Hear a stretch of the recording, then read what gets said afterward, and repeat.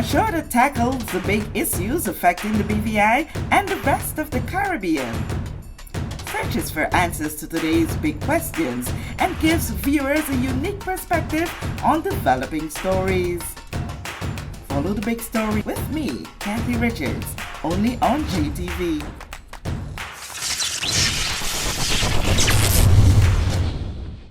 This show is brought to you by the National Bank of the Virgin Islands, Cyril B. Romney Turtola Pier Park, NV Salon, Nail Spa and Barbershop, Tisley Cross Deliciously Smooth Cider, and Digicel, simply more speed, reliability and entertainment. Plug into Digicel Plus and get even more entertainment with Disney Plus included. The best of Disney, Pixar, Marvel, Star Wars, and National Geographic all in one place. Whenever you want, plug into Plus to enjoy Disney Plus and much more with a home fiber bundle. Sign up today. Digicel Plus. This is The Big Story. I'm Kathy Richards. I want to thank you so much for joining us for this edition in studio with me. No one that is a stranger at all for any reason to the set, Honorable Carvin Malone. I want to thank you once again for being here whenever the ball falls or the bell rings. Yes. You're ready and willing to come. Let's have a conversation. And so I want to thank you so much for agreeing at the last minute to be here. Well, I wouldn't even allow you to say thank you and all of that. We want to push right into this because we want to use every Well, first I want you to allow me to say hello to everyone throughout the region and throughout the local population and the world. And I also want to bring awareness to domestic awareness, particular period that we celebrating. So I'm in my purple and I'm wearing the purple because of domestic awareness. You're wearing for both of us, Yes. yeah. Whether or not you're dressed in the color, you represent the good cause. That's right. But like I said, we want to delve into it. The tides are changing constantly here in the Virgin Islands and in the United Kingdom, which is sovereign over us as overseas territory. We've seen recently the resignation of Prime Minister Liz Truss after being in office for just about 46 days. She still has a week and change to be in office, as she indicated, but she has said that she does not feel comfortable that she's able to execute as demanded for her. Now, whatever happens in the United Kingdom in terms of governance has a ripple effect on us here in the Virgin Islands, and we cannot turn a blind eye. First of all, give me your overview of what you see happening or taking place in the past few days. In the past few days, it has been earth-shattering as it relates to politics in the United Kingdom. But it is not just about a retirement. It is about a pandemic. It is about Brexit. It is about the Ukrainian war. It is about higher prices for fuel. And it is about an economy that is in shambles. So whoever comes in as Prime Minister, they have challenges that lies immediately ahead as a direct result of all of these particular natural phenomena and those that are man-made. You said a mouthful in a very short paragraph there. But I want you to review what has happened from PM Boris Johnson to PM Liz Truss and compare it to the scenarios that we face here on the ground. We would have had our elected government in office, and at a click of a finger, that changed to an appointed government because of events that would have taken place unprecedented. Compare the two and where you see us standing with that. Well, as our administrating officials, the actual United Kingdom, we have seen where our blessed departed Queen Elizabeth II, and now we see King Charles III. We have seen two prime ministers we have seen 3 foreign secretaries, we have seen 3 ministers of overseas territories, but the difference between the changes made in the United Kingdom and us is that this is all within the same government, that they had a particular vote of confidence which the actual Democrats or the Liberals lost. The particular Tory party won, and as a result, they had to clean up their own mess within their party. And they decided that keeping Prime Minister Johnson was not the best thing for their party or for the country. Now, after a 1 month or 2 month particular campaigning, Prime Minister Liz Truss was brought into office. After 44 days, they found that her policies, and I might add, her policies which the British public did not feel was properly articulated to the population of the United Kingdom, was brought into effect, and as a result, the entire population is turning against what policies were brought in unannounced, unrehearsed, and not informed. So this is what caused the uproar, and you have the members of Parliament deciding, well, you are putting all chances at risk. The particular pound dropped where you could it was almost to $1 for $1 with the United States currency. The particular heating oil, they're still worried about whether or not individuals, families, thousands, if not millions of people, will be able to pay for the heating fuel this particular winter. So it is a big concern. Homes are lost, cars are lost. There, in our particular territory, we have a case where we need not dive too deep into the whole particular cause, but we had a change of government within a 5 days period. Yeah, and we all know what took place. What particular so transfer. Not go there. But what is that we have the particular recommendations, which one person this morning when I was on another program, they called it basically demands, not really recommendations to choose from. These are things that you will implement based on what you've signed on the 9th of June 2022. And these are the things that you'll implement. And failure to keep the timelines, failure to have them done without any confrontation could invoke a gazetting of a order in council, which is now sitting on the dressing table, on the dining table, or in a drawer of the governor, to his sole discretion. And so it begs to question what many have been saying all along when the negotiations were going on between the governor's office and that of our premier's office when it comes to an agreement, when it comes to looking at those recommendations. It was felt then, and I think I would dare say that people still feel the same way now, that a stronger force of negotiations needed to be had to ensure that that order in council was one that did not even go as part of the bargaining. We're seeing, based on what you would have said, and we're seeing it, hearing it on the international media, where the people of the United Kingdom are totally in disagreement with the way in which Liz Truss implements or put forward her plans. This is the very person who was responsible for Yes. the reform of the BVI. And it tells a lot from that.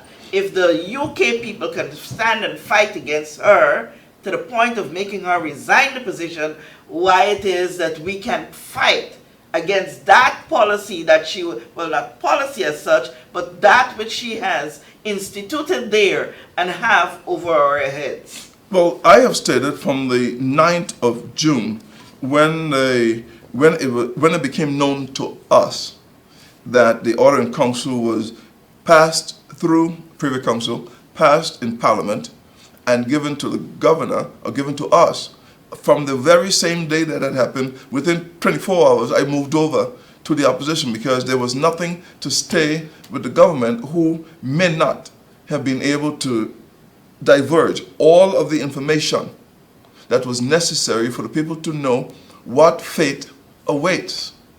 And it is critical that we know, because it was here, because if you remember on this show, I said that we have an order in council that was sitting over us. Others tried to convince everyone else that, forget about it, it would not happen. I'm saying, well, it happened. It is here. And now on the 17th of October, 2022, the new Minister of Overseas Territories, who came into office on the 7th of September, 2022, he says in his particular remarks that I received a detailed briefing on the Commissioner's work on his report, the BVI Government of National Unity's framework document, with its plan to implement 48 of the recommendations, and the then Foreign Secretary's decision that an order in council to implement the 49th, being the first that was listed, should be made, but not immediately brought into force. And that stood out in that response from the minister. Yes. In your interpretation, in layman terms, what that means is simply put. Well, I don't have to interpret it. It's here, not immediately brought into force. When will it be brought into force?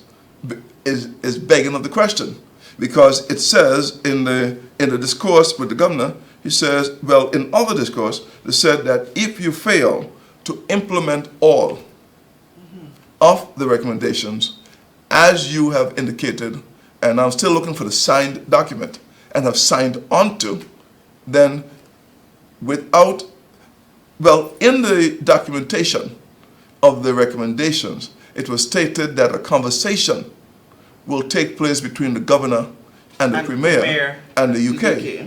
But nowhere in the document, 2022-627, does it say that. All it says, this order shall come into force on such day as the governor, acting in his or her discretion, may appoint by proclamation published in the Gazette. It doesn't say after consultation with the governor. It does not say after any other criteria in this. So what I'm saying is that what is said in this is binding over any other piece of document that you may have. This is what I find the Constitution to say. So what I am saying is, we, on the pages of this particular document, there are nine particular areas in which they have set out. And in Schedule 1, it tells you of all of the sections of the Constitution that will be taken out from the present Constitution, 2007, and these will cease to exist. This document, 2022-627, it takes away the actual cabinet. It takes away the House of Assembly, takes away all the ministerial and every elected position. It takes away the requirement of the governor to take advice for and on behalf of the people to him. His sole discretion is what this calls for. So what I am calling for is that if we're going to have a true and earnest Constitution review, the provisions that were taken out, how can we review them if they're not there? Return this, reverse this, so that we can have an honest review of our Constitution in a whole.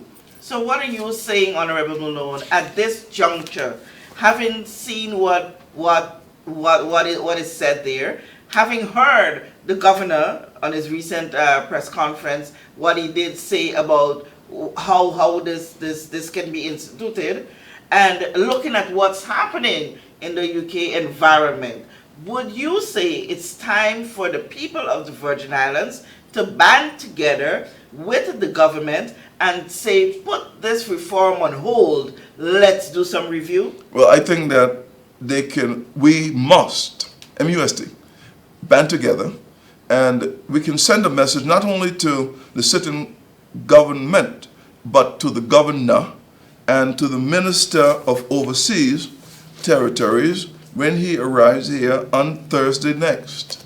He arrives here on the 27th, I think it is, and he stays until the 28th. A clear, precise, and unequivocal message has to go that we know we have work to do as it relates to governance and transparency and accountability.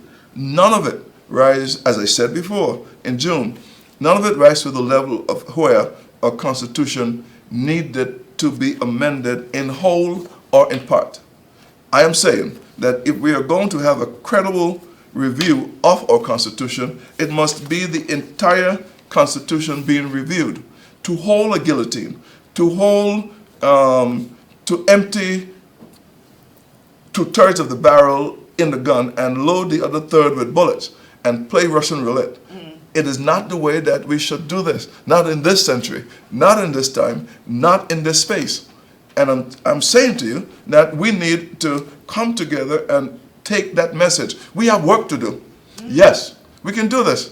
And I reject the notion that our leaders passed, because what we had with the Constitution review was not a review of the last 3.5 years, because 2 of those was under a pandemic.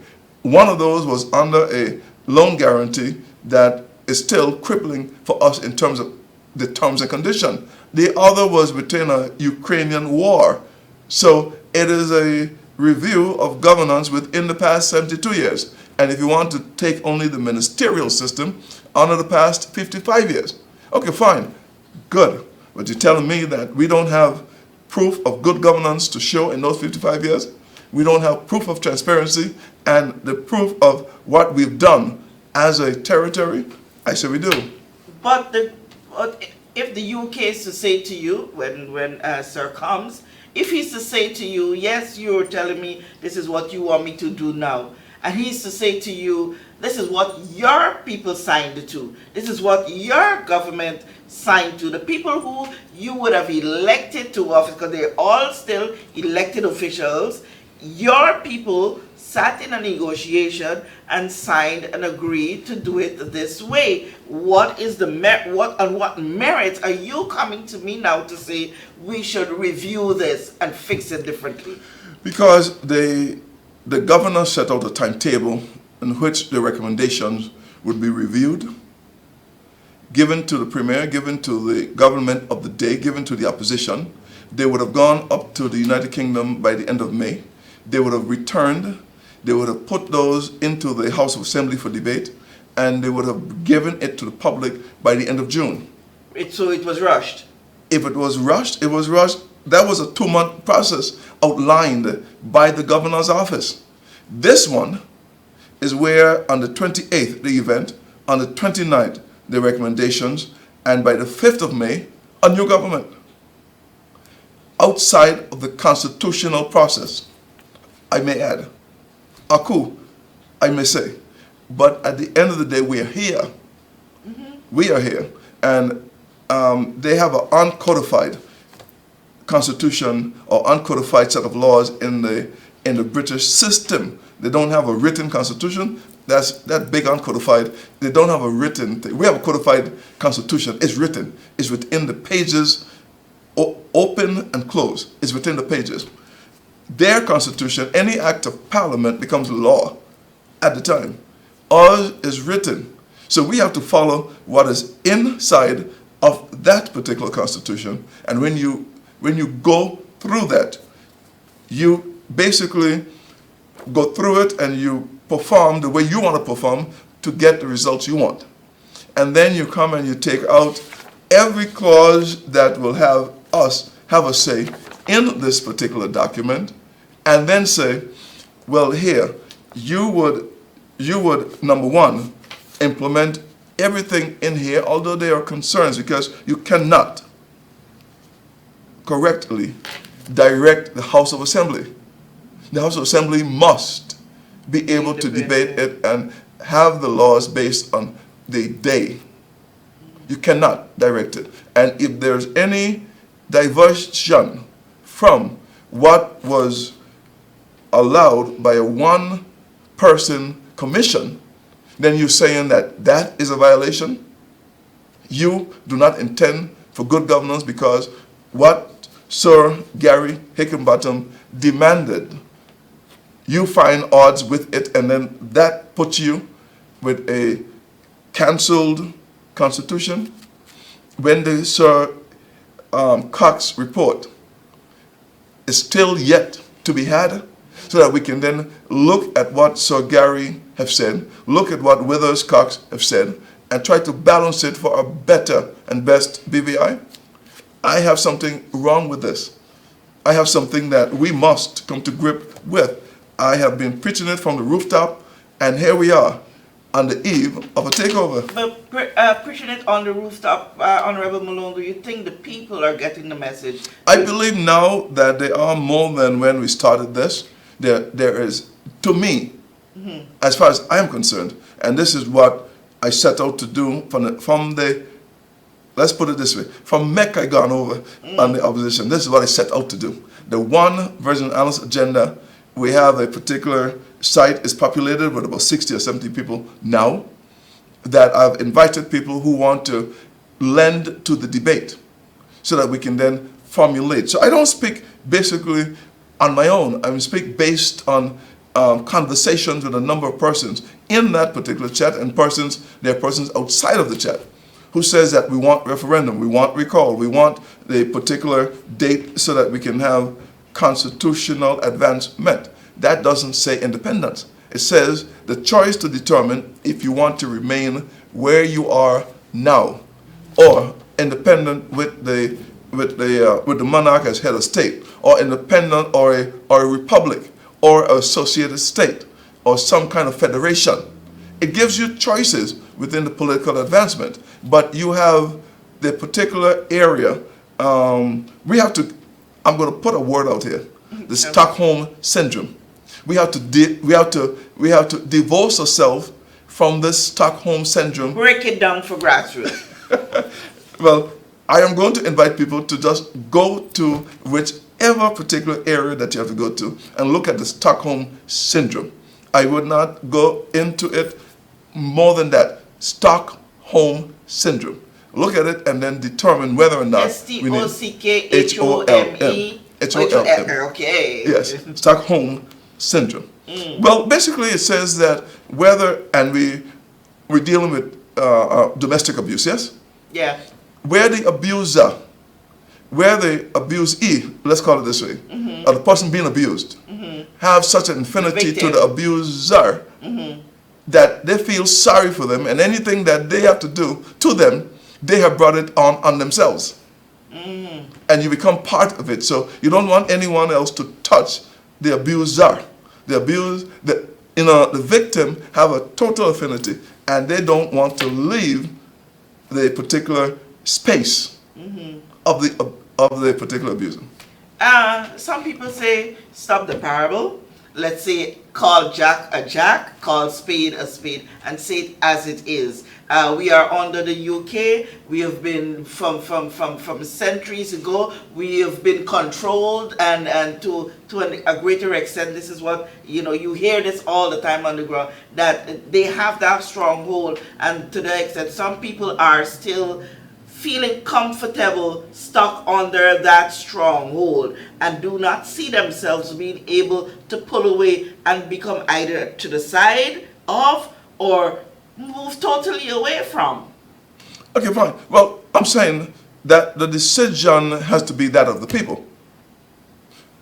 Do we want to stay as we are with implications? What I am saying is that we cannot stay as we are and then try to direct others how much they should love us. Because it seems to me as if we will stay, but don't do this and don't do that and don't do that, and we're happy. Okay, we have just 3 minutes left, exactly 3 minutes left, and I want you to quickly give us your opinion. We have the changes in the UK government, which is happening under the Conservatives. Should the United Kingdom people decide that they no longer can put up with them, and the other parties take over, where do you see us? Well, the whole thing is this, right? We have a financial services industry, and the Tory party has traditionally, by the views of many, been more accommodating in terms of, allowing the particular trade to flow. We don't hide anything. We don't have millions and billions of dollars of anybody's money here illegally. We don't trade in that and so forth. The particular parties have their views on it, which is not really in line, I understand, with what the BVI particular area. We have our blue economy to protect that particular area where we could look in terms of advancing, look at that third or fourth elusive economic pillar and building. So we have to protect the financial services, protect our blue economy, protect our particular way of life, or particular character, or particular, our whole being is what we're fighting for as a people. And this is critical for us to do because we have the legacy of our forebears, our parents and leaders that we have to protect. We just celebrated leadership and the forebears day. I think it was on Monday that we had the holiday for. So we have to make sure that last month, so we have to protect these. We have a duty to protect not only the past generation, but generations to come that we have to protect. And it is critical that we do this. I am not advocating that we are not without benefits under a quote-unquote, for the past years, under the British. I'm not advocating that. But if we're going to reach to the stage of where we're going to be holding guillotine, loaded chambers, and other particular, whatever the particular object is, to implement stuff that may not be in our best interest, then I'm saying we're going down a road that we don't want to go down to. Okay. And we need, before the 7 days is up with Prime Minister Liz Truss, she needs to do the honorable thing and to get her Foreign Secretary, Mr. Cleverly, to the third one in our particular 3 years to reverse this. And that's the order in council. That's the order in council. So when MP Norman gets here, that is a message that we need to be able to band together and tell him to take back. I'm not sure what message he's coming to get, but we cannot let him leave here and say that the people of the Virgin Islands is satisfied. They don't see anything wrong with what we've done, and they are banding for more to be done. It is not so. It's wrong, and we must band together to send that unified message. Thank you so much, Honorable Malone, for as always sharing your candid views and becoming even more aggressive towards your stance as you see what's unfolding. Just I can safely say, just like you said. Yes. I want to thank you so much for joining us for this edition of The Big Story. I'm Kathy Richards. We know that where you choose to bank matters, and it is your vote on what your funds do in strengthening our community. As your official Bank of Paradise, we invest and support the lifeblood of our economy by helping in the realization of personal goals for homeownership, education, and entrepreneurial visions, which support small businesses. We make it our place to connect with persons and worthy causes, and we have been doing so for more than 30 years. Where your money goes and what your dollars empower are your choice. And we thank you for choosing us, a bank that gives where it matters the most, for you, for our community, and a happier tomorrow. The National Bank of the Virgin Islands.